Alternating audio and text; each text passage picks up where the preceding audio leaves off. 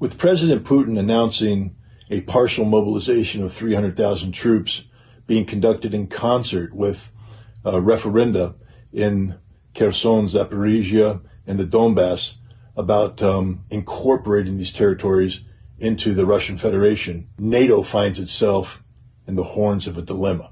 It's a dilemma of their own creation, but it's a dilemma nonetheless. You see, NATO has been providing Ukraine with billions of dollars of military technology. And this technology isn't being used to defend Ukraine. It's being used to create a NATO-like army that's capable, at least from the standpoint of NATO and the Ukrainian government, of launching offensive operations designed to remove Russian forces from Ukrainian territory, whether it be Kherson, Zaporizhia, the Donbass, or Crimea, which Ukraine continues to claim as their own. But President Putin's actions has changed the nature of the landscape of this conflict. You see, right now, when Ukraine shells Kherson, they're shelling Ukrainian territory occupied by Russian troops. But once Kherson becomes part of Novaya Russia, part of the Russian motherland, any Ukrainian attack becomes an attack on Russia itself.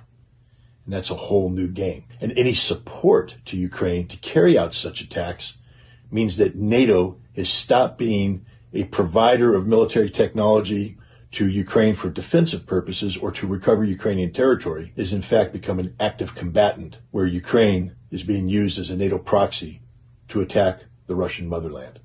This is a completely different game. As Vladimir Putin said, once the Russian motherland is on the table, all options are available to defend it, including nuclear weapons. And as Putin said, Russia doesn't bluff. So what is NATO to do? Stop providing arms to Ukraine? Admit that it was wrong? Or double down and test whether or not the Russians are bluffing? We live in dangerous times.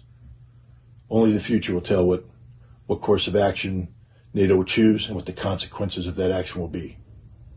This has been my 2-minute topic. Remember, knowledge is power.